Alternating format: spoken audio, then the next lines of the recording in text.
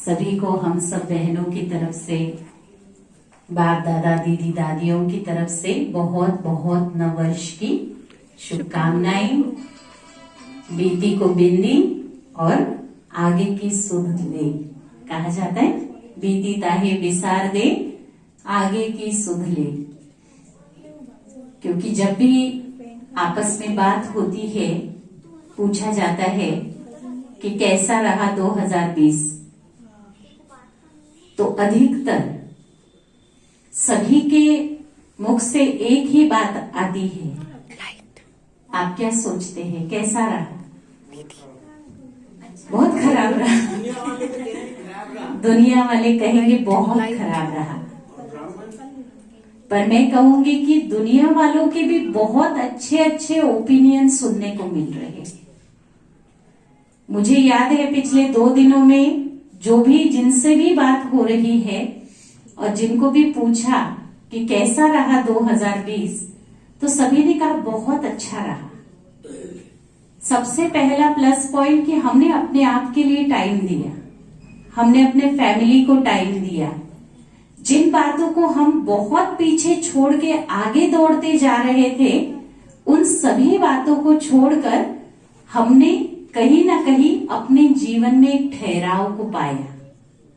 और इस प्रकार से जब उनकी तरफ से वो पॉजिटिव रिस्पॉन्स आता है तो बहुत अच्छा लगता है कि कहीं ना कहीं जब मनुष्य एकांत में जाता है, अपने लिए समय निकलता है, तो ये रियलाइजेशन अपने आप इमर्ज होती है कि हमारी लाइफ में बहुत कुछ अच्छा है, पर हम इतना ज्यादा भाग रहे हैं कि हमारे पास टाइम ही नहीं है ये महसूस करने का कि क्या अच्छा हमारी लाइफ में हो रहा है।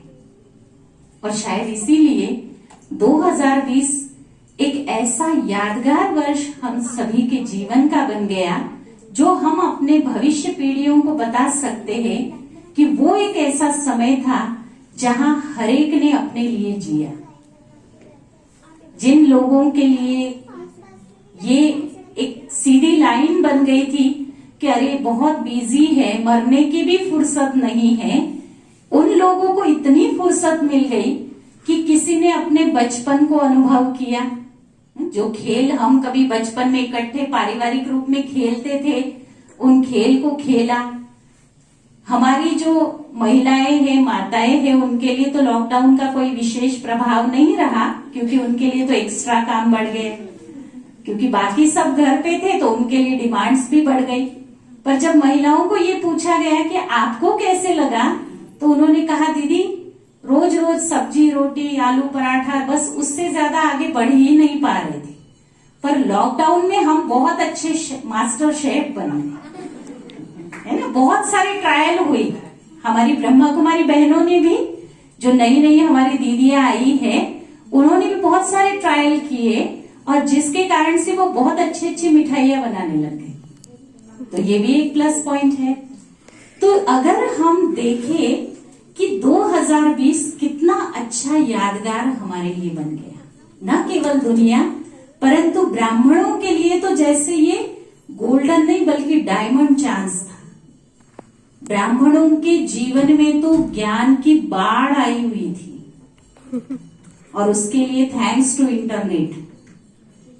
अगर हम सभी के जीवन में जब सब कुछ थमा हुआ था, तो एक ही चीज थी जो अनहद चल रही थी, और वो था हमारा डेटा नेटवर्क, जिसने सभी को मन लगाए रखा। चाहे जो लौकिक परिवार वाले थे, उन्होंने भी किसी न किसी माध्यम से जुड़ करके अपने आप को ज्ञान से भरपूर किया।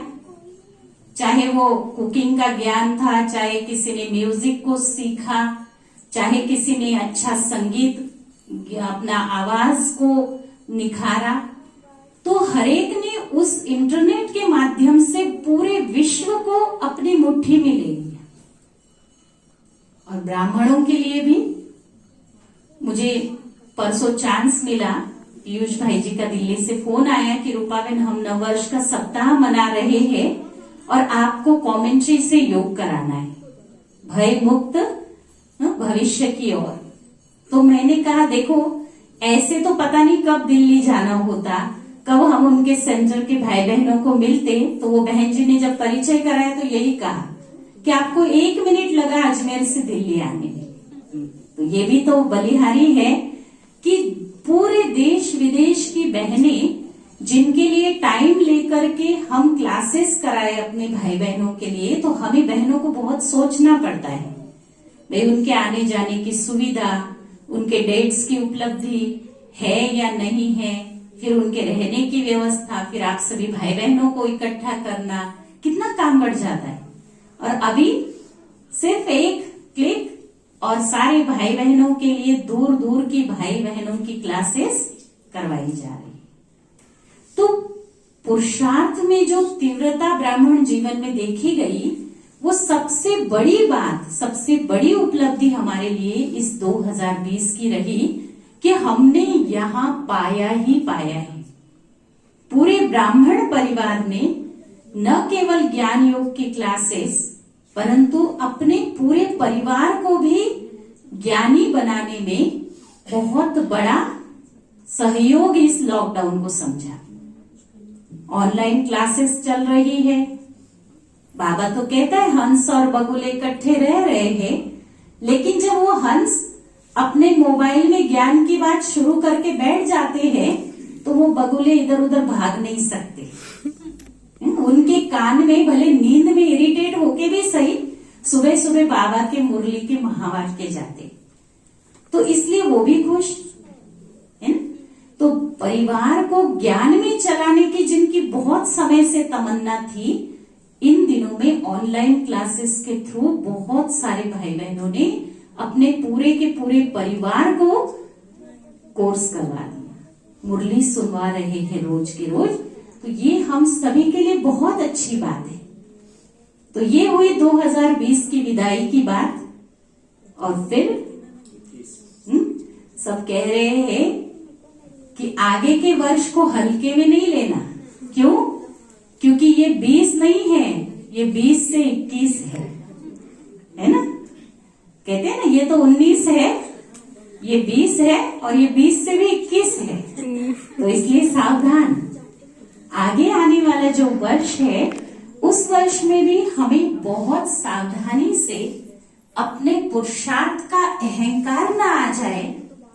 हमारी स्थिति, देही अभिमानी स्थिति जो 2020 में हमने बनाई है, उस अभिमान का स्वरूप देही अभिमानी की बजाय देह भान का ना बन जाए। कई कई होता है ना, ज्ञान का भी अहंकार आ जाता है, तो उसके लिए भी सावधान। और विशेष मेरा जो आज का सुबह अमृत वेले का बाबा के साथ का रूहान रहा, उसमें मैंने बाबा को यही कहा कि बाबा, ब्राह्मण परिवार में हमने जो महसूस किया कि जब भी बड़ी दादी जी, जो भी बड़े गए, ब्रह्मा बाबा गए, उसके बाद भी एक बहुत बड़ा परिवर्तन यज्ञ में आया और विदेश की सेवाएं शुरू हुई। जब बड़ी दादी जी गई, उसके बाद भी एक बहुत बड़ा परिवर्तन आया। हम सभी देख रहे हैं कि जो शिवानी बहन के थ्रू पूरे विश्व भर में जिस प्रकार से टेलीविजन के माध्यम से घर घर में, या अवेकनिंग या जो पीस ऑफ माइंड चैनल है उसके माध्यम से घर घर में बाबा का परिचय मिलने लगा। अब जानकी दादी जी के जाने के बाद भी एक बहुत बड़े परिवर्तन को हम सामने देख रहे हैं।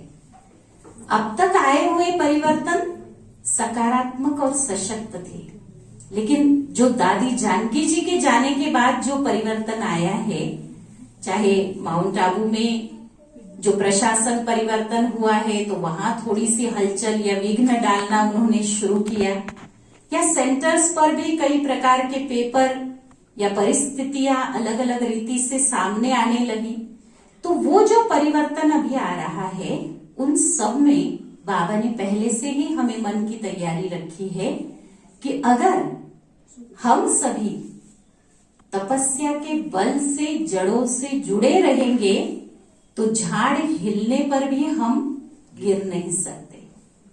लेकिन अगर तपस्या की ताकत नहीं होगी तो पत्ते झड़ के खत्म, नए पत्ते निकलेंगे। और बहुत अच्छी अच्छी आत्माएं, नए नए बाबा के बच्चे बहुत पावरफुल, जो बाबा कहता है लास्ट सो फास्ट वाले अभी निकलने वाले। तो इसलिए हम सभी पुरानों को बहुत सावधान होने की आवश्यकता है कि हमें जड़ों से जुड़े रहने के लिए अपनी तपस्या की ताकत को बढ़ाना है।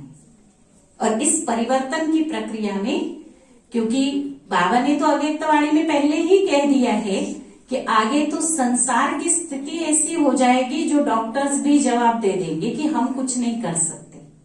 और उस समय अगर कोई काम में आएगा तो वो हम सब स्पिरिचुअल डॉक्टर्स। तो जब हमारी अवस्था ऐसी पावरफुल नहीं होगी तो हम भी किसी को मदद नहीं कर सकेंगे। हमारी ही मनस्थिति हलचल वाली होगी, डगमग होगी, तो हम औरों का मनोबल नहीं बढ़ा सकेंगे। इसीलिए 2021 में विशेष संकल्प कि हमें अपने मनोबल को इतना शक्तिशाली बनाना है कि हम अपनी मनस्थिति से हर परिस्थिति को हरा सकते हैं। और सबसे बड़ा सहयोग हमारा अपने यज्ञ के लिए। मधुबन पावन भूमि हमारा महायज्ञ है और हम सभी उस यज्ञ के पिलर्स हैं। अगर पिलर हिल गए तो यज्ञ हिलने में देरी नहीं लगेगी। इसलिए हम सभी को बहुत स्ट्रांगली, बहुत मजबूती से अपना ये फाउंडेशन पक्का करना है। तो 2021 के लिए कुछ एक संकल्प, जिसमें सबसे पहला संकल्प आज मैंने बाबा के सामने लिया कि हमें संबंधों में पहले सशक्त बनना है। अब तक जो कुछ भी हुआ, चाहे पास्ट की बातें हैं, कुछ कड़वे अनुभव है, कोई स्वभाव संस्कारों का विशेष टकराव है, हमें उन सब बातों को पीछे छोड़कर आपस में संबंधों में एक दूसरे के लिए सम्मान और स्नेह की भावना से चलना है। दूसरा, चाहे कुछ भी हो जाए, ये तन भी छूट जाए, लेकिन खुशी नहीं जानी चाहिए। बाबा ने हमें कहा है कि खुशी जैसी खुराक नहीं। तो अगर हमारे संबंध अच्छे, खुशी भी कब रहेगी?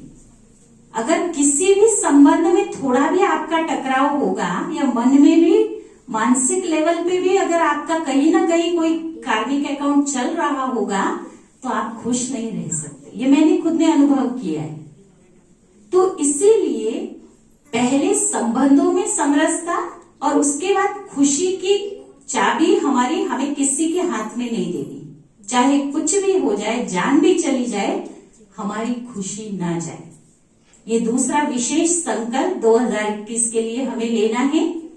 तीसरा, तन का स्वास्थ्य, क्योंकि तन ठीक होगा तो ही आप सेवा कर सकेंगे। तन स्वस्थ, मन स्वस्थ, तो सारा संसार, सुखमय संसार हम बना सकेंगे। तो इसीलिए विशेष हमें अपने इस पुरानी जुत्ती का भी विशेष ध्यान देना है। सभी को, जो हमें इसके लिए शारीरिक व्यायाम करना है, जो खान पान का विशेष ध्यान देना है। हम ब्राह्मण ज्यादा चटोरे हो गए है ना। दुनिया वाले तो वार त्योहार पे मिठाइयां मंगाते, लेकिन अपना तो हर गुरुवार भी क्यों, कई बार तो रविवार भी है ना। तो उसमें भी अच्छा है, बाबा का भोग है। मैंने देखा शुगर पेशेंट आते, वो भी कहेंगे अरे दीदी बाबा का भोग है ना, कुछ नहीं होता, वो भी बड़े मजे से वो मिठाई खाते। तो हाँ, वो तो हमें करना ही है। ब्राह्मण जीवन तो है ही मौजों का, ऐसे नहीं मिठाई छूट जाए दीदी, बनाते रहे ना, हम खाते रहेंगे। लेकिन हेल्दी और हैप्पी, ये दो मंत्र हमारे पक्के रहे। हाँ, तो वेल्दी तो संबंधों में वैसे ही सुख रहेगा। तो हेल्दी, वेल्दी और हैप्पी लाइफस्टाइल, यही 2021 का हमारा विशेष पुरुषार्थ और संकल्प रहेगा। बाकी जो भी सेवाएं होंगी, जो भी आपस का हम सभी ब्राह्मण परिवार का मेल मिलाप है, प्रेम प्यार है, वो जैसे हमें हमारी दीदी जी चलाते रहेंगे, वैसे हम चलते रहेंगे। आप सभी को फिर एक बार बहुत बहुत नववर्ष की शुभकामनाएं।